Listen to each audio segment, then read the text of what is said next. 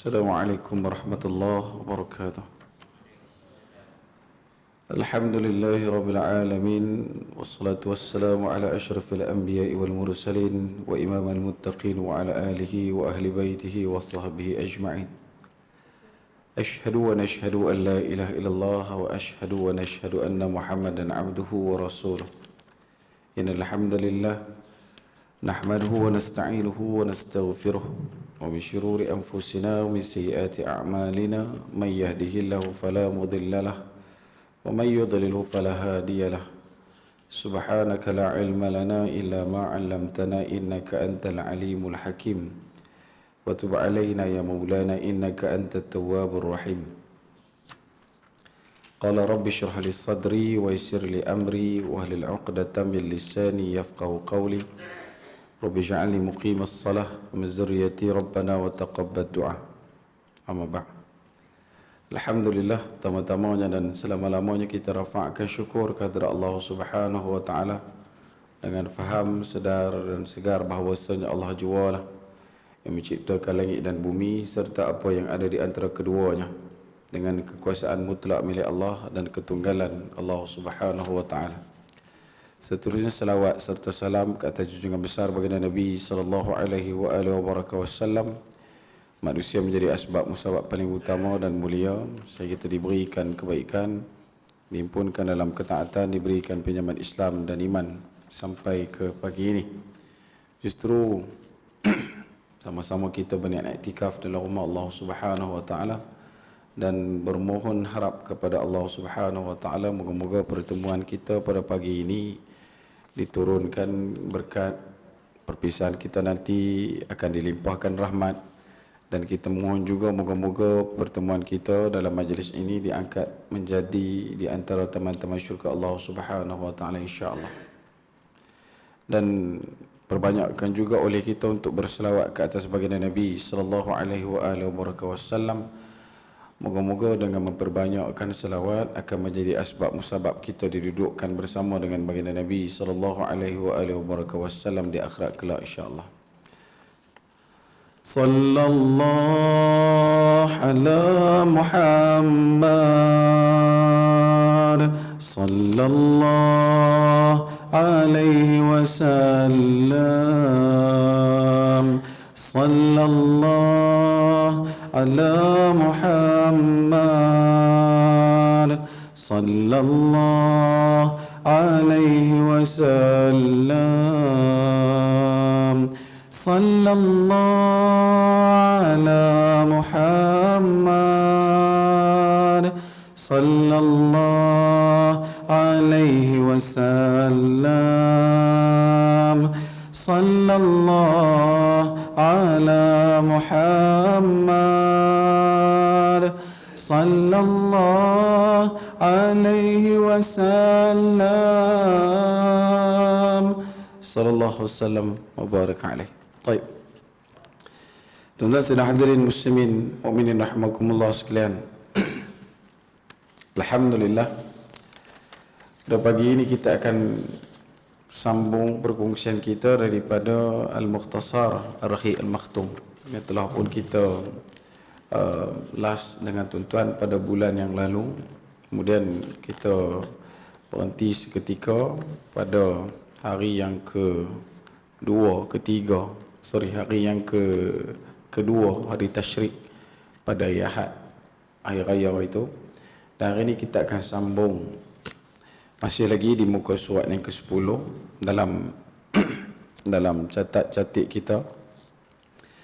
Dan kita dah masuk hari itu dekat tuan-tuan berkenaan dengan keturunan Nabi sallallahu alaihi wasallam. Baru sampai dekat datuk Nabi iaitu Abdul Muttalib. Dan kalau ikut dalam kita punya sambungan pada pagi ini, belum lagi sampai kepada peristiwa serangan Abrahah al-Ashram ke atas Kaabah. Dan insya-Allah kita akan masuk situ dulu sikit, kemudian pergi kepada kisah Abdullah bapa Nabi sallallahu alaihi wasallam, dan kemudian baru kita akan masuk kepada keputeraan Rasulullah sallallahu alaihi wasallam insya-Allah. Baik. Tuan-tuan dan hadirin muslimin mukminin rahimakumullah sekalian. Kerana itu daripada awal kalam pertemuan kita menceritakan berkenaan betapa pentingnya sejarah, betapa besarnya sumbangan dan juga kesan memahami sejarah, yang mana dia bukan takat akan membantu kita mengingat kembali asal muasal, sabab musabab perjalanan satu-satu kisah seseorang manusia, tetapi juga kadang-kadang dia berkaitan dengan pembinaan satu-satu tamadun negara bangsa. Dalam kita mengaji ni pun, dalam kita memahami perkara ni pun, tidaklah menjadi satu kesusahan ataupun satu kesulitan untuk kita memberikan sebarang keputusan dalam pemahaman. Maksudnya kalau kita mengaji sejarah ni, kita nak bagi pendapat apa pun tak ada masalah, tetapi kena pastikan pendapat kita yang berasaskan dan berdasarkan sejarah itu ada dia punya sandaran yang kuat ataupun sandaran yang kita katakan boleh dipercayai. Kerana itu daripada awal perkongsian kita, terutamanya berkenaan dengan keturunan Nabi sallallahu alaihi wasallam, dan insya-Allah sampai di akhir muqaddimatul awal bagi sisipan kitab Mukhtasar Rahiq Al-Makhtum ini, iaitu sampai kepada hijrah Nabi ke Madinah.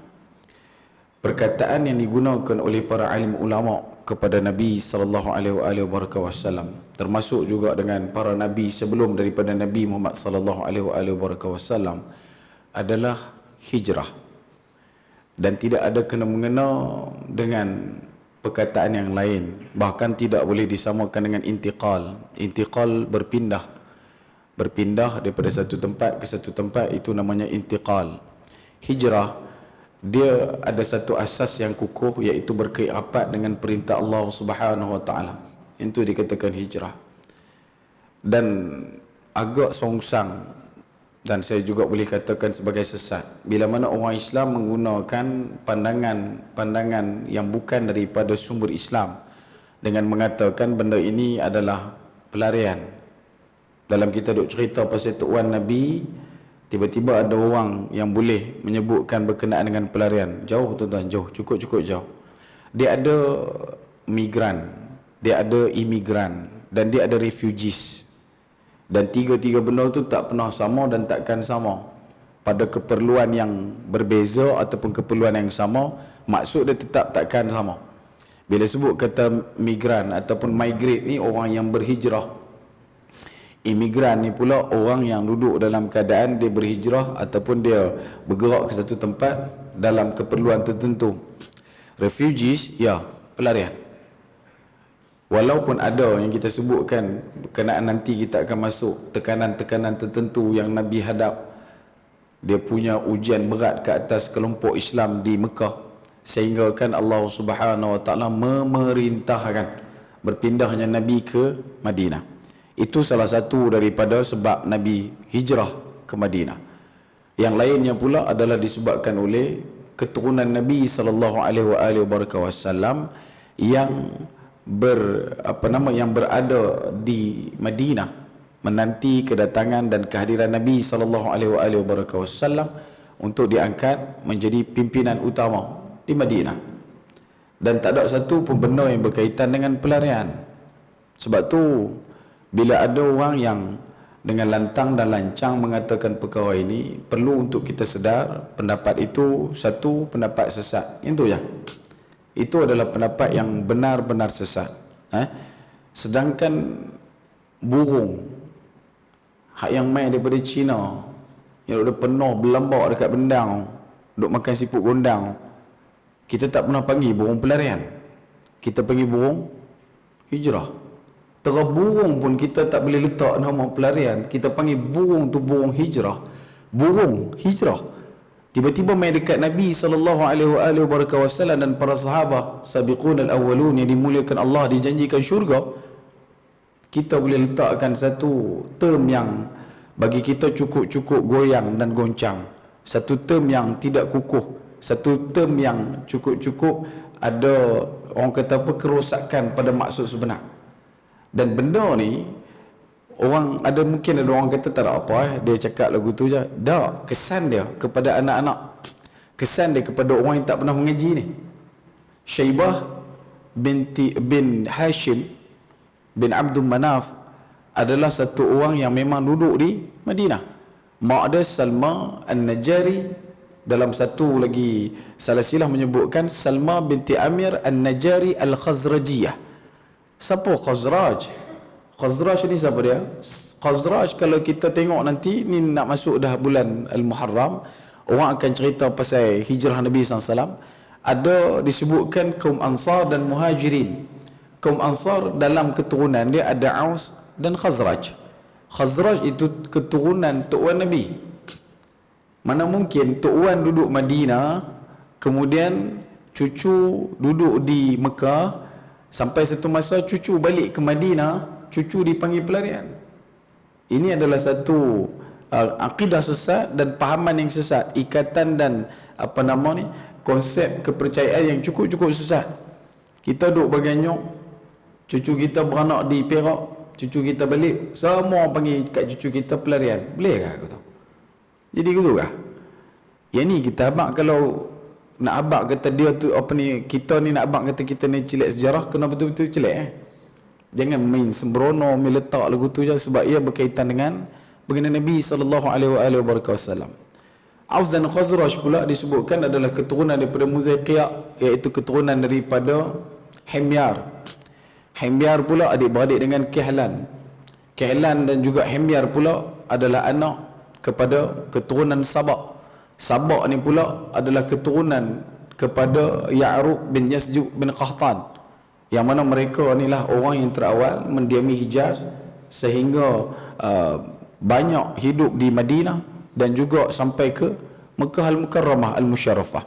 Sebab itu bila disebutkan berkenaan perkara ini, kita nak kena jelas pegang dan jelas faham bahawasanya apa yang kita tahu tentang konsep hijrah Nabi SAW, nombor satu yang paling kukuh dan paling kuat untuk kita hilangkan salah faham berkenaan perkara ini, ia adalah perintah Allah Subhanahu Wa Taala.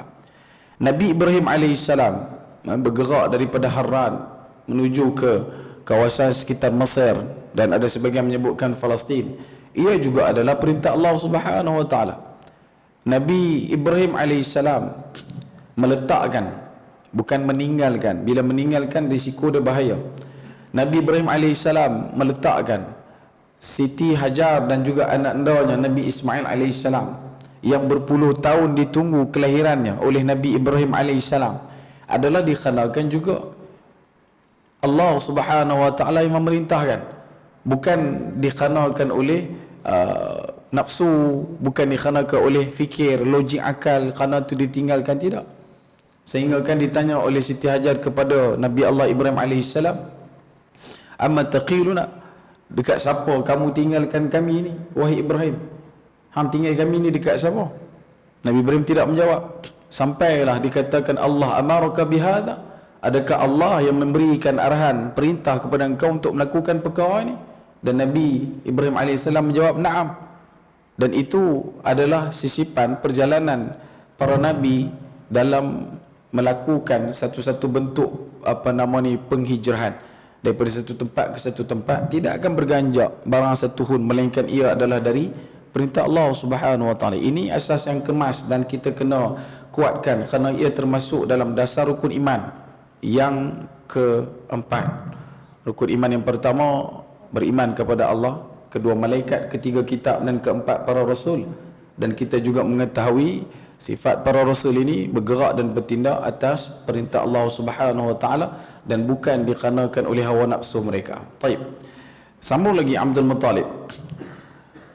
Dalam satu riwayat menyebutkan berlakunya peristiwa serangan Abrahah ke atas kota Mekah Al-Musyarrafah, ke atas Baitullah, adalah kurang lebih dalam usia ataupun waktu 50 hari sehingga 53 hari sebelum kelahiran Nabi SAW.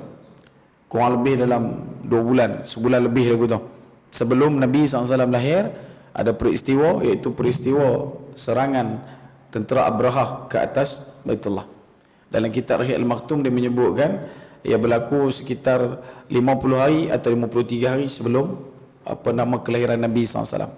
Dalam catatan tahun Grigori pula adalah sekitar Februari atau Mac tahun 571. Sebab Nabi lahir mengikut pada kiraan kalender Grigori adalah pada sekitar bulan April, 21 April tahun 571. Baik. Semasa berlakunya pengepungan Abrahah al-Ashram, itu kita dah sempat beritahu kat tuan-tuan, perjalanan Abrahah datang ke Mekah, sampailah di luar pinggir kota Mekah, maka dia telah pun merampas semua unta-unta yang ada di situ. Bahkan dalam riwayat menyebutkan unta yang dirampas tersebut adalah unta milik kepada Abdul Muttalib. Banyaknya. Dalam satu riwayat menyebutkan ada hampir 400 ekor lebih, 450. Dan bila mana dah dirampas unta tersebut bersama dengan unta-unta orang yang lain, berita berkenaan dengan rampasan unta itu diketahui oleh Abdul Muttalib. Kemudian dalam masa yang sama diutuskan wakil daripada Abrahah masuk ke kota Mekah untuk berjumpa dengan ketua Quraisy. Yang masa itu ketua Quraisy yang kita tahu dan kita sedia maklum adalah Datuk Nabi SAW yang datang dari Madinah, iaitu Syaibah bin Amr bin Abdul Manaf, ataupun nama yang kita kenal dalam kitab-kitab adalah Abdul Muttalib bin Hashim bin Abdul Manaf. Nah, Hashim itu kita beritahu lah, Hashim nama dia sebenar dalam kitab sebut Ammar. Sampailah dia menghancurkan roti untuk dibuat bubur, maka orang panggil dekat dia Hasham al-Tharir, daripada Hashama menjadi Hashim. Syaibah ada uban di kepala, sebab tu namanya Syaibah. Tetapi bila mana dibawa balik oleh Muttalib daripada Madinah datang ke Mekah, dia naik satu unta dengan Muttalib, maka orang pakat kata ini adalah Abdul Muttalib, hamba kepada Muttalib. Kemudian Muttalib adalah adik kepada Hashim. Hashim ada 4 adik-beradik, ada Hashim, ada Abdul Syam, ada Naufal, ada Muttalib. Bila mana Hashim masih hidup, ketika Hashim masih hidup, anak kepada Abdul Syam iaitu Umayyah bin Abdul Syam pernah nak merampas ataupun nak ambil segala apa yang dimiliki, pimpinan yang dimiliki oleh Hashim. Dia minta supaya serahkan rifadah dan juga siqayah, bagi makan dan bagi minum orang Mekah dekat anak Abdul Syam, Umayyah ni. Maka bila mana tak puas hati, berkeli sampai berperang, maka dibawa kepada kahinah, bawa kepada tukang ramal, tukang tilik. Sampai dekat tukang tilik, dia minta untuk bagi benda tu supaya dia boleh jadi orang yang juga bagi makan dan minum. Maka bila dibuat undi, benda tu berpihak kepada Hashim, dan orang yang kalah kena keluar daripada Mekah selama 10 tahun. Umayyah keluar. Daripada Umayyah pula, Umayyah ada 2 orang anak, iaitu Abul As dan juga Harb. Kalau kita tulis Harb. Bila Abul As ada anak namanya Affan ada anak namanya Uthman. Sayyidina Uthman bin Affan bin Abul As bin Umayyah bin Abdul Manaf bin Abdul Syam bin Qusay bin Abdul Syam bin Abdul Manaf bin Qusay. Kemudian daripada Harb pula datang keturunan Abu Sufyan. Daripada Abu Sufyan turunnya Muawiyah, sampailah kepada Yazid, sampai kepada Sulaiman, sampailah kepada keturunan Umar Abdul Aziz.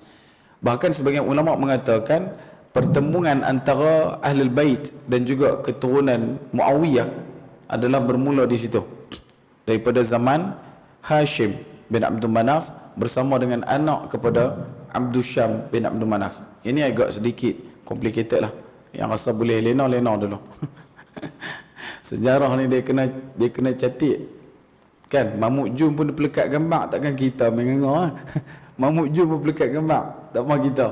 Sebab itu bila sebut berkenaan dengan utusan daripada Abrahah masuk ke kota Madinah.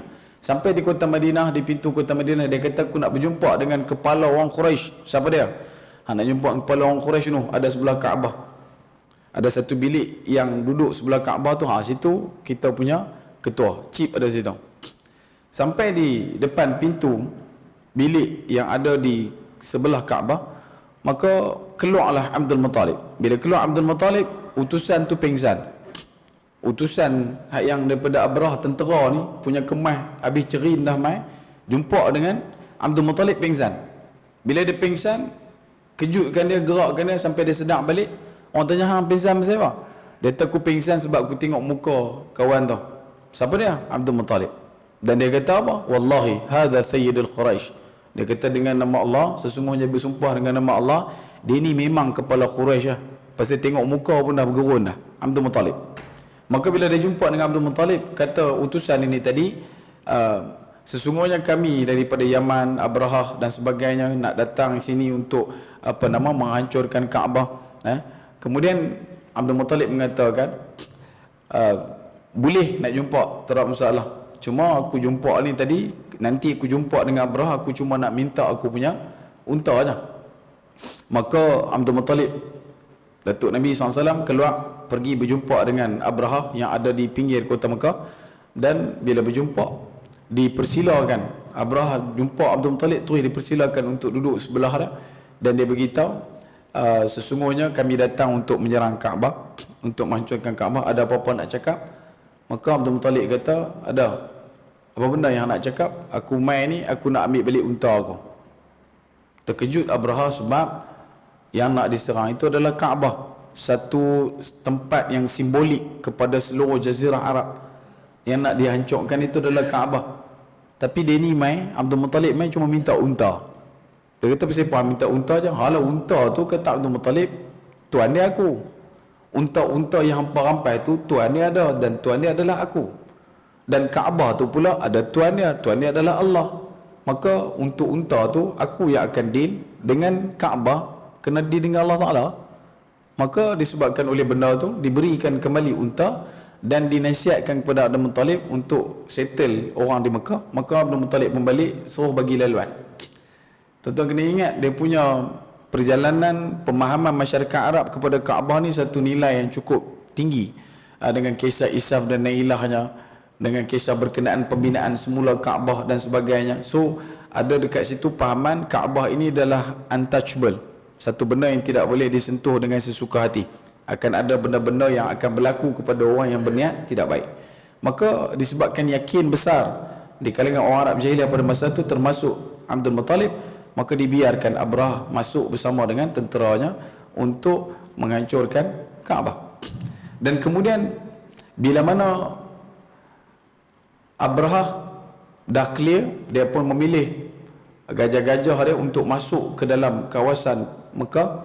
Sampailah dekat satu kawasan, dia berhenti dan dia pilih seekor gajah yang paling besar dalam tentera tu.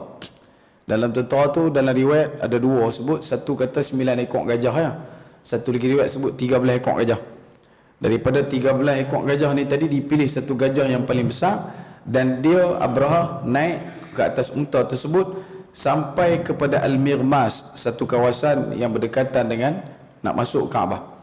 Dan dia bersama dengan barisan tenteranya melengkapkan persediaan gajahnya dan dah bersedia untuk masuk ke Mekah.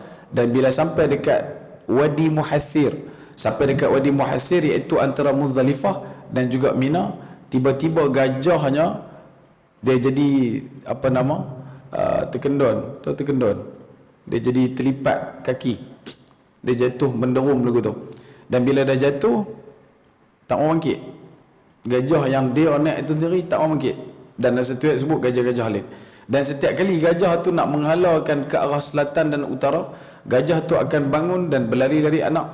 Tetapi apabila dialihkan menuju ke arah Kaabah, gajah tu tidak akan bergerak, bahkan akan jatuh balik. Yang ni yang berlaku ketika mana penyerangan Abrahah ke atas Mekah, ke atas Kaabah.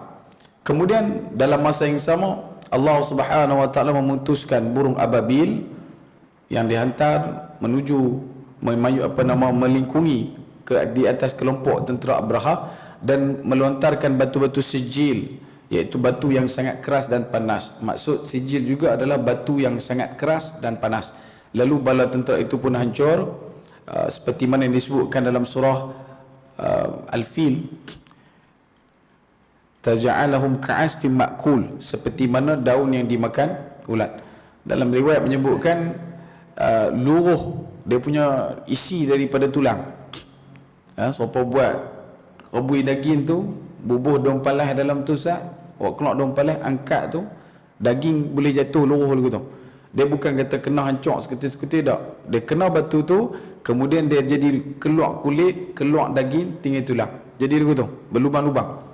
Dan burung ababil disebutkan juga adalah seperti burung khatatif dalam satu riwayat, iaitu seperti mana burung layang-layang. Dalam kitab Riwayat Al-Maktum menyebutkan ia seperti mana burung layang-layang. Dan setiap seekor burung tu pula membawa 3 biji batu. Di sebiji ada di paruh, 2 biji lagi di kaki kanan dan kiri. Batu-batu itu pula berbentuk seperti kacang putih. Tahu kacang putih? Bisa makan kan kacang putih? Bentuk dia lebih kurang macam tu. Balik jangan pergi cari pula. Dapat pipungai gajah pula punggah. Kemudian, dan bila mana batu tu kena tubuh seseorang, orang tersebut akan putus, berada dalam keadaan terputus-putus dan akhirnya mati. Namun tidak semua bala tentera Abraha ditimpa batu. Mereka yang tidak terkena batu, bila nampak benda tu, melarikan diri, berasak-asak di antara satu sama lain, sehingga terjatuh di merata tempat dan mati bergelimpangan di segenap simpang menuju ke Kaabah, menuju ke Mekah. Dan Allah mengutuskan juga penyakit kepada Abraha yang menyebabkan jari-jarinya luruh, jari-jarinya berguguran. Dan dalam masa yang sama, sampai di Sana'a, disebabkan daripada patah balik, Abraha ini sangat lemah. Akhirnya jantungnya terburai dari dadanya, kemudian dia pun mati disebabkan kesan oleh jatuhnya batu sijil ke atas kelompok tentera, dan juga termasuk di situ Abraha. Dan sebelum daripada itu, orang Quraisy yang melarikan diri ke merata lorong yang bagi ruang untuk tentera Abraha masuk ni tadi, mereka berlindung di atas bukit kerana bimbang keselamatan mereka diserang daripada serangan tentera daripada Habsyah, iaitu Abraha al-Ashram. Dan apabila melihat perkara yang menimpa tentera Habsyah tersebut, mereka pun kembali ke Mekah dengan perasaan yang gembira. Yang benda ni dia jadi depan mata, jadi depan mata. Dan sebab itu situasi Kaabah tu tadi masih lagi dipegang dan juga diangkat nilainya kerana benda-benda yang berlaku macam ni. Macam kita sebut itu berkenaan dengan penemuan Telaga Zamzam oleh Datuk Nabi Syaibah, Datuk Nabi Abdul Muttalib ni. Dia datang mimpi banyak kali. Kemudian satu riwayat menyebutkan dalam mimpi tersebut dia mengkoordinasikan, dia meletakkan di mana kedudukannya Telaga Zamzam. Ada orang yang datang ke Mekah nak sembelih binatang korban, sembelih unta, dan mereka pilih untuk sembelih di atas Bukit Safa. Bila unta tu disembelih di atas Bukit Safa, unta tu tak mati, unta tu bangkit berdiri dan turun mai dekat dengan Kaabah. Bila dah mai dekat, akhirnya dia jatuh, dan bila dia jatuh darah tumpah. Bila darah tumpah, datang burung gagak. Dalam riwayat sebut mimpi yang datang kepada Abdul Muttalib tersebut mengatakan kena korek lubang telaga dekat tempat tumpah darah, yang mana tempat tumpah darah tu tadi akan mai satu burung gagak yang ada bulu warna putih, dan di bawah tu lah adanya Telaga Zamzam. Masa tu dia pergi Abdul Muttalib korek dia dengan anak dia Harith. Bila sebut kata Abdul Muttalib dia korek dengan anak dia nama Al-Haris, bila dia korek dia jumpa benda yang tutup telaga, dan dalam dia angkat penutup tersebut, dalam telaga tu ada barang-barang berharga yang dikeluarkan daripada Kaabah, yang dimasukkan ke dalam telaga tersebut. Ketika mana Puak Jurhum yang kita cerita dulu ni, mereka keluar daripada Mekah disebabkan oleh Bani Sa'ad dan juga Puak suku Khuza'ah nak rampas pemerintahan di Mekah. Dan bila dia jumpa, masa itulah yang mereka berebut nak dapatkan ayak. Abdul Muttalib tak bagi. Kemudian mereka pergi ke Yasrib, pergi ke Madinah untuk berjumpa dengan tukang ramal. Dalam perjalanan bila sampai ke Madinah, orang Madinah habaq tukang ramal tu tak ada. Dia pergi ke Syam, dia ada job di Syam. Maka mereka pun turunkan perjalanan nak pergi ke Syam. Dalam perjalanan nak pergi ke Syam, terputus bekalan air. Bila terputus bekalan air, Abdul Muttalib dengan orang-orang dia pergi minta dekat orang Quraisy yang lain. Orang Quraisy yang lain tak bagi. Pasal apa? Sebab masa di Mekah kami minta hang untuk bagi ayak Telaga Zamzam, hang tak mau bagi. Ni bila dah macam ni hang nak minta lah kat kami tak mau bagi. Maka disebabkan oleh benda itulah yang disebutkan korek lubang, dan akhirnya mereka menantikan mati sampailah Abdul Muttalib sedar kata dia adalah pimpinan, dia adalah orang yang diangkat menjadi pemerintah, dan dia tak boleh mati lagu tu, dia kena mati dalam keadaan bermaruah. Dan akhirnya unta rombongan Abdul Muttalib telah pun pergi ke satu tempat, dan akhirnya di kawasan tempat unta tu duduk keluar pancaran air, dan air itu tadi dihimpunkan dan diambil, dan Abdul Muttalib membahagi-bahagikan air yang dijumpak daripada tepukan kaki unta tersebut. Dan disebabkan oleh perbuatan Abdul Muttalib tersebut, orang Quraisy tak jadi nak jumpa dengan tukang ramal, tak payah dia berjumpa lah. Dia ni memang betul pemimpin yang bagus, sebab ni time susah ni pun dia bagi ayat kat kita juga, walaupun mereka tak ada ayat langsung, tapi bila mereka dapat ayat masa dalam perjalanan ke Syam, Abdul Muttalib bagi juga ayat tu dekat orang Quraisy yang lain. Dan bila balik ke Mekah, terus dia diangkat menjadi orang yang menjaga Telaga Zamzam, dan dia berkongsi ayat tersebut. Bila dah ada banyak bila dia dah mendapat kepercayaan orang Arab Quraisy, dia pun terkalam. Dia kata, esok kalau aku ada anak 10 orang, salah seorang daripada anak aku akan sembelih. Yang ni yang mai kepada kisah berkenaan dengan Abdullah. Dan Abdullah pula adalah bapa Nabi SAW. Ibu Abdullah bernama Fatimah binti Amru bin Aid bin Imran bin Makhzum bin Yaqzan bin Murrah. Mak kepada Abdullah ini adalah Fatimah yang bertemu dengan susur galur keturunan Tok Wan Nabi pada jalan Murrah. Dan kemudian Abdullah merupakan anak kepada Abdul Muttalib, iaitu Syaibah yang terbaik, dan beliau adalah yang paling sopan dan paling disayangi. Dan dia juga dikenali sebagai Az-Zabih. Panggilan kepada Abdullah adalah Az-Zabih, iaitu anak yang disembelih, mangsa penyembelihan. Bahkan dalam hadis Nabi sebut, ana ibnu Zabihain, aku adalah anak kepada dua orang lelaki nak disembelih, iaitu Nabi Ismail alaihissalam dan juga bapa Nabi sendiri, iaitu Abdullah. Ketika mana Abdul Muttalib dah pun berjanji nak menyembelih anak, sampailah anak-anak ni semua dah besar, dia baru teringat dulu dia pernah bernazar akan menyembelih seorang daripada 10 anak dah. Dipanggil 10 anak tersebut. Dia disebutkan riwayat masa tu belum ada Hamzah, belum ada Abbas, dan ada juga mengatakan Abu Lahab pun tak ada lagi. Yang ni semua adik-beradik yang atas. Bila dah ada 10 orang, dipanggil semua dan berhimpun. Bila dah berhimpun, dicabut undi. Bila cabut undi, dapat ke siapa? Dapat ke Abdullah. Maka dibawanya Abdullah, bapa Nabi SAW, pergi ke Bukit Safa. Di situ ada Isaf dan Nailah, dan nak dilakukan penyembelihan. Bila mana nak melakukan penyembelihan, Abdul Talib bawa Abdullah dan juga pisaunya ke Kaabah untuk disembelih. Orang Quraisy, terutamanya bapa-bapa saudara Abdullah sebelah ibunya daripada keturunan Bani Makhzum bin Murrah, berjumpa dengan Abdul Muttalib dan mengatakan bahawasanya jangan sembelih anak ni, sebab nak dapat anak lelaki zaman tu cukup susah, hang dapat anak pergi sembelih pula. Yang kedua, kalau hang buat, hang adalah orang yang besar, orang yang jadi public figure. Kalau ketua buat, kan AJK bawah mesti ikut lah. Ni dah ketua buat, AJK kebersihan nanti ikut, AJK rekreasi nanti ikut. Dia kata jangan buat viral baru pula, tu sahaja buat. Maka dia kata aku dah nazar, macam mana aku nak buat? Maka dicadangkan kepada Abdul Muttalib berjumpa dengan wanita tukang tilik, dan dibawa berjumpa dengan tukang tilik.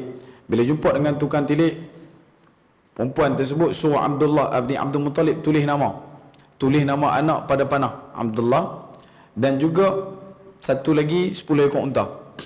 Tulis nama anak dekat anak panah Abdullah, 10 ekor unta, dan kena cabut. Bila dah goncang-goncang cabut Abdullah, cabut lagi Abdullah, 2 kali lah, cabut lagi Abdullah, cabut lagi Abdullah. Makna dia tu memang kena sembelih jugalah. Sampailah, sebab nak cari jalan nak memutuskan nazar mengikut kaedah faham jahiliah. Ini zaman Abdul Muttalib. Bila dah cabut sampai 10 kali cabut masih lagi Abdullah, maka masuk kali ke-11 cabut, barulah 10 ekor unta. Cabut pula, kata Abdul Muttalib, mungkin sekali itu nasib, try kali kedua unta lagi, try kali ketiga unta lagi. Maka sebab itulah kafarah untuk orang yang membunuh adalah sebanyak 100 ekor unta. Daripada situ sampai ke hari ini digunakan sebagai asas kepada undang-undang Islam di Arab. Dan juga dalam bab ini kita kena faham dia adalah benda berkaitan dengan diat. Kalau berlaku pembunuhan kena ganti sebanyak 100 ekor unta. Baik. Kemudian disebutkan juga berkenaan dengan Abdullah. Bapa Nabi SAW adalah satu orang lelaki yang dikenali sebab dia adalah anak kepada Abdul Muttalib. Bila dikenali sebagai anak kepada Abdul Muttalib, maka ramailah orang yang berminat dengan Abdullah. Bukan takat orang yang di kalangan bangsa Arab, tetapi juga kelompok Yahudi. Seperti yang kita pernah kongsikan dengan tuan-tuan, Yahudi ini mereka bertebaran dan bersebaran di kawasan Mekah dan Madinah bukan dikenakan oleh lenguh kaki dan tak larat nak pergi jauh, tak. Dia ada kaedah faham daripada pemahaman yang dibawa daripada kitab Taurat, iaitu menceritakan tentang kemunculannya Nabi akhir. Dan disebutkan juga dalam kitab-kitab mereka, Nabi akhir itu namanya adalah Muhammad ataupun Ahmad. Dan sebab itu bila mereka banyak di Madinah, mereka ada di Mekah, kedudukan mereka itu bukanlah kedudukan secara tak sengaja, tetapi sudah ada isyarat yang disebutkan dalam kitab Taurat. Dan bila mana mereka melihat apa yang ada pada Abdullah, ia ada persamaan dengan perkhabaran tentang bapa Nabi yang disebutkan daripada pendeta-pendeta mereka, iaitu Nabi Muhammad SAW ni akan lahir daripada orang yang macam ni. Maka mereka tahu orang tu macam mana, sebab dah dikhabarkan. Kalau nanti kita akan tengok pendeta Buhaira, macam mana bila pergi ke Syam, pendeta Buhaira tu mai begitu ini adalah Nabi. Macam mana dia tahu? Sebab tu asas kepada kitab Injil dan kitab Taurat, kalau kita perhati dan kita mengaji, ulama kata cuma dua benda. Kitab Taurat, kitab Injil ni dia cuma ada dua benda besar. Satu benda apa? Satu benda berkaitan dengan perintah Allah Subhanahu Wa Taala, iaitu suruh beriman kepada Allah, syariat pada masa tu, kena buat apa, kena tinggal apa. Dan yang kedua, berita besar dalam kitab Injil dan Taurat adalah berita kemunculan Nabi akhir zaman, jalan turun dia tu. Sebab tu orang kan bila baca sekali lalu kita rasa macam tak ada apa, tetapi kalau kita tekuni betul-betul, macam mana pendeta tu dia boleh tahu ini adalah Nabi? Dengan keadaan dia tahu kata awan akan memayungi, dia tahu pula kata pokok, kayu, batu semua sujud kepada Nabi, kemudian dia tahu pula ada tanda di belakang tubuh Nabi. Macam mana dia boleh tahu? Siapa yang beritahu? Dan dekat mana dia ambil sumber tu? Dan macam mana sumber tu tadi diyakini kata benda tu betul? Tidak lain tidak bukan kata ulama, ia adalah benda yang disebutkan dalam Taurat. Sebab tu kalau ada orang yang duk gigih gagah nak baca Injil ke baca Taurat ke ambil pahaman daripada Yahudi, orang ini adalah orang yang ketinggalan zaman. Sebab dalam Quran sudah pun mencakupi semua benda yang ada dalam Injil dan juga Taurat. Boleh jelas tuan? Nah, sebab itu kena jaga. Nanti kita akan beradab dengan kelompok-kelompok yang ni duk guna akai. Kadang-kadang tak apa berakai pun, tapi saja nak abang kata depa tu ada akai. Dan nanti abang kata dalam Injil abang tak ada keperluan. Yang pentingnya kita gunakan Al-Quran. Baik.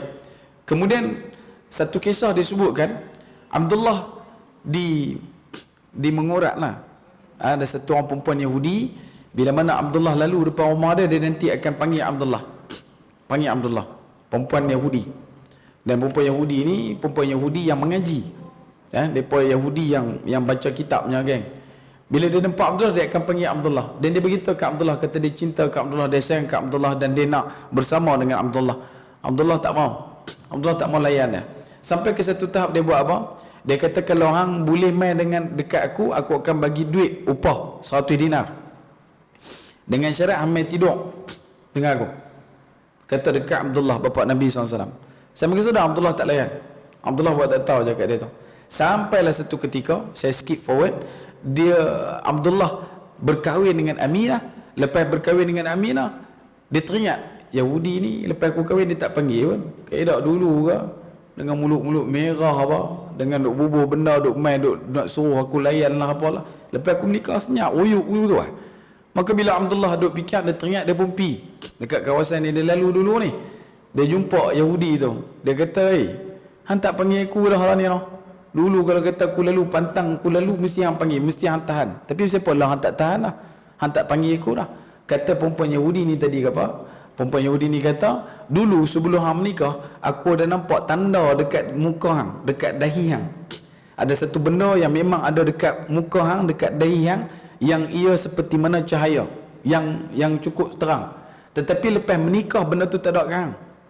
Benda tu duk ada dekat bini hang. Bapa guna bagi, dah tak ada lah. Dan ini disebutkan dalam riwayat yang berkenaan dengan keturunan Nabi SAW.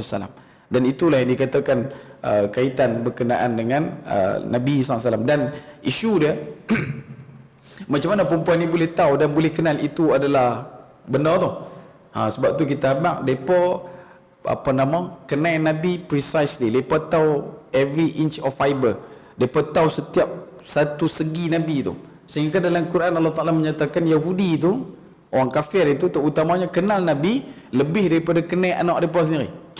Dan benda tu bukan sekadar perkataan Allah Subhanahu Wa Ta'ala nak abang kata mereka geram marah Nabi pada masa tu. Tak. No, daripada awal perjalanan Nabi tu, sebelum kelahiran Nabi lagi, mereka dah target dah tak mana. Sehingga dalam satu riwayat bila mana Nabi SAW nak dilahirkan dan sebelum dilahirkan Nabi SAW, berpusu-pusu orang Yahudi menamakan anak mereka dengan nama Ahmad dan juga Muhammad, kerana mereka yakin benar Nabi akhir itu datang daripada kelompok Yahudi. Sebab tu mereka ferah sangat bila mana mereka tahu Nabi last mai daripada keturunan Ismail, bukan keturunan Ishaq. Dan sebab itu berlakunya pertemuan sosial dan juga etnik, sebagian pendapat mengatakan etnik, antara orang Yahudi dan juga Arab berpunca daripada itu, iaitu Nabi akhir yang dijanjikan dalam kitab-kitab mereka bukanlah tergolong dan digolongkan dalam golongan orang Yahudi, tetapi datang daripada Bani Arab, orang Arab. Baik. Sebab itu dalam pertemuan Abdullah dengan Aminah, Aminah adalah perempuan, wanita yang dipilih oleh siapa? Abdul Muttalib. Dalam ramai orang perempuan di Mekah, Abdul Muttalib pilih Aminah binti Wahab binti Abdul Manaf bin Abdul Manaf bin Zahrah bin Kilab untuk dijadikan isteri kepada anaknya Abdullah. Dan pada waktu itu Aminah dianggap sebagai wanita Quraisy yang paling mulia daripada segi keturunan, sebab bertemunya keturunan Abdullah dan juga Aminah pada nama Kilab. Kan tuan Nabi Hashim, Abdul Muttalib bin Hashim bin Abdul Manaf bin Qusay bin Kilab. Dekat Kilab tu, Kilab ada anak dia Qusay, kemudian ada anak nama Zahrah. Daripada Zahrah ni turun pi kepada mak Nabi, iaitulah Aminah binti Wahab. Dan kemudian bapa kepada Aminah adalah ketua bagi Bani Zahrah. Keturunan Bani Zahrah tu, bapa kepada Aminah iaitu Wahab. Wahab ini adalah ketua Bani Zahrah.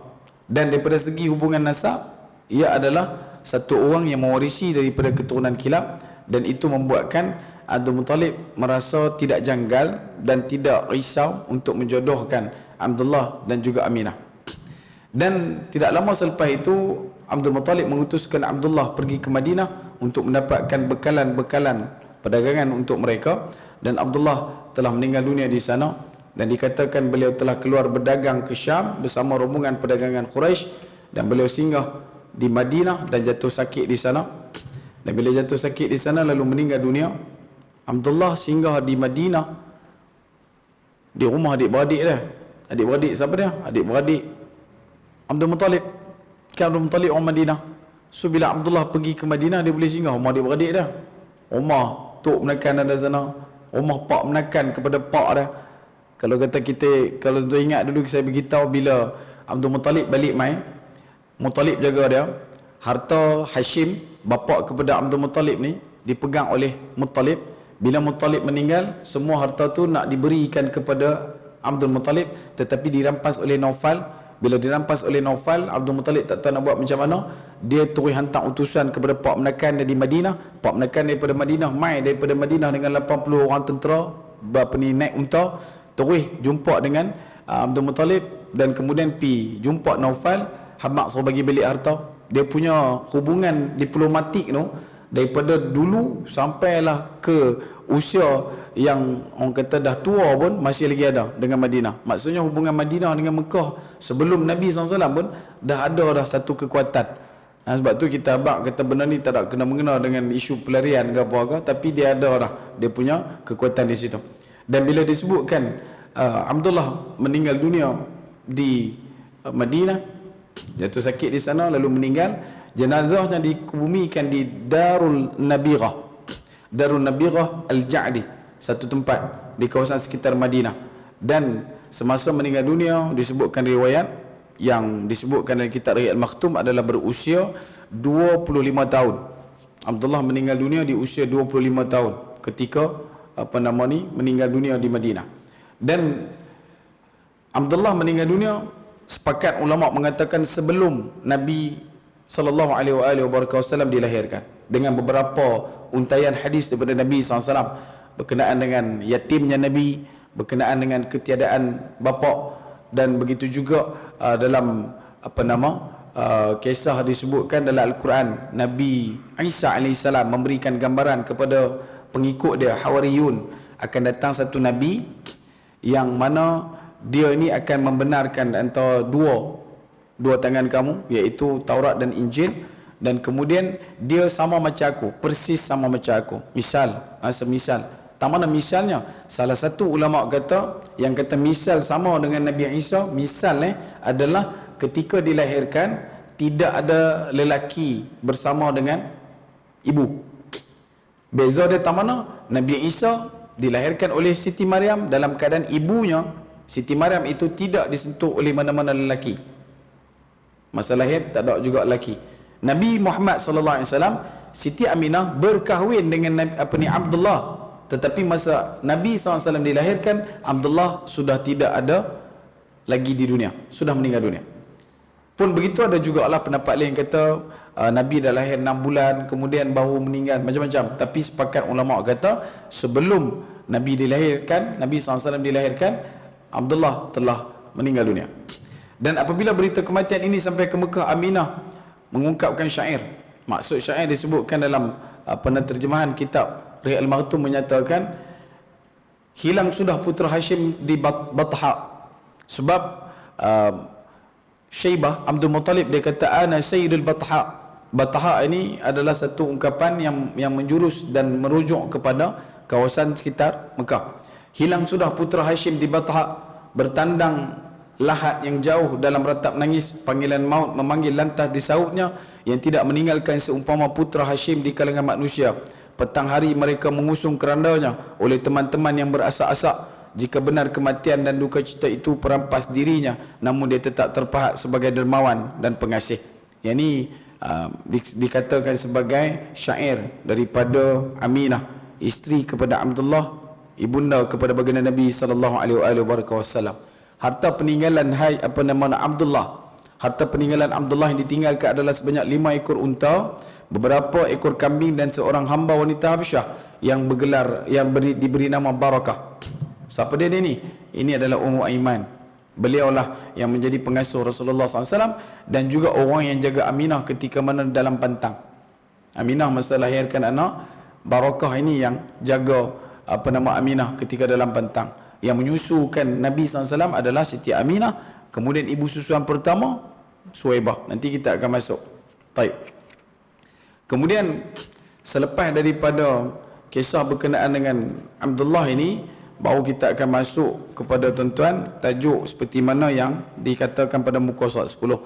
Cumanya macam yang selalu kita pesan, sebelum kita nak pergi kepada tajuk yang ke-10 ini, perlu untuk kita sedar. Ini minggu depan insyaAllah, 2 minggu lagi insyaAllah kita akan masuk keputeraan Rasulullah SAW, polemik kelahiran Nabi SAW, tarikh kelahiran Nabi SAW, perkiraan siapa dia yang mengatakan. Antaranya kita akan tengok perkiraan daripada ulama Pakistan yang mengatakan bukanlah 12 Rabiul Awal tapi 9 Rabiul Awal.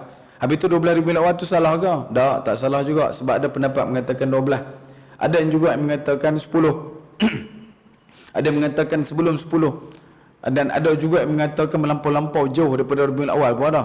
Yang ni pandangan, cuma dalam kitab Riwayat Al-Makhtum diambil daripada perkiraan yang disebutkan. Dia mengatakan 9 Rabiul Awal itu lebih tepat, untuk dikatakan lahir pada hari Isnin. Sebab 12 Rabiul Awal kalau ikut pada perkiraan bersamaan dengan tahun 571 Gregori itu, dia tidak kena pada tanggal tersebut dengan hari Isnin. Bahkan untuk tarikh Gregori pun ada juga pertikaian. Ada yang kata 20 April tahun gajah, ada yang kata 22 April tahun gajah. Dan dalam kitab Riwayat Maktum dia muatkan dua-dua. Dia kata bersamaan dengan 20 atau 22. Pasal apa jadi lagu tu? Banyak sebab. Antaranya perkiraan Gregori ini adalah perkiraan yang tidak mengikut perjalanan bulan. So dia boleh adjust. Bahkan pada sekitar tahun 1100 something lah, 1136 ataupun 1316 saya tak ingat. Tapi 1136 kot. Bulan September pernah hilang 11 hari. Suka-suka repo lah. Naya hak beranak bulan tu. Hak beranak bulan 9 tahun lepas nak sambut birthday hari tu tak boleh. Pasal apa? Hilang 11 hari. Bukan sikit bang, 11 hari. Banyak hari hilang. Pasal depa punya isu berkenaan tahun lompat. Tahun lompat yang kita kenal ni 4 tahun sekali. Dulu ada tahun lompat 70 tahun sekali. Sebelum pada tu berapa ratus tahun sekali. Lepas tu depa boleh adjust. Sebab tu tarikh tu tadi kita nak dapatkan betul-betul spesifik susah. Memang payah. Sebab tu bila sebut berkenaan dengan tarikh itu nanti insya-Allah kita akan bincangkan pada pertemuan yang akan datang. Dan begitu jugalah polemik yang timbul berkenaan tarikh dalam Islam. Dan dalam kitab Riwayat Maktum ni dia membawakan bingkisan berkenaan 9 Rabiul Awal, iaitu pada hari Isnin tahun gajah tersebut. Baik. Dan takat tu dulu untuk pagi ini. Kita akan tutup dengan bacaan tahlil. InsyaAllah tahlil ringkas sahaja. Dan kemudian selesai kita punya kuliah insyaAllah. Taqabbal karim. Moga-moga kalau ada kebaikan mohon tolong sebar-lebarkan, kalau ada kesilapan, kekhilafan mohon maaf dan tolong leburkan insya-Allah. Dan akhir kalam saya tutup dengan kalam ulama yang selalu kita kongsikan. Sekecil-kecil ikan pasti ada isinya, sebesar-besar ikan pasti ada tulangnya. Aku liqauli hadza wastaghfirullahal azza wa lakum wa lisa'iril muslimin wal muslimat wal mu'minina wal mu'minat fastaghfiruh fayafuzal mustaghfirin. Wassalamu alaikum warahmatullahi wabarakatuh.